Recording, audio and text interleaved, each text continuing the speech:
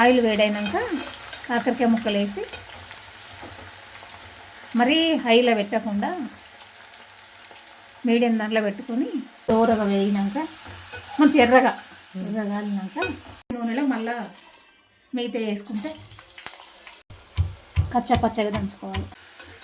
పిండి వెయ్యాలని కూడా ఏం లేదు. ఆవులు ఎక్కువ వేసుకోవచ్చు, తక్కువ వేసుకోవచ్చు. అది మనకు దాన్ని బట్టి మంచిగా స్మెల్ రావడానికి కొంచెం మెంతులు అది చేయనే మంచిగా ముక్క దంచి పెట్టుకున్న ఎల్లిపాయలు, ఇక్కడ మెంతుల పొడి, కొంచెం పొడి కూడా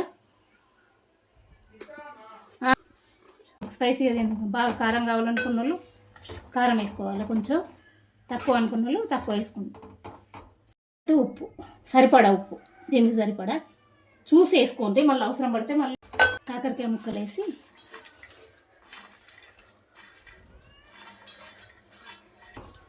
మంచిగా కలుపుకోవాలి. ఇప్పుడు తెల్లారంగానే నిమ్మరసం పోసి కలపాలి.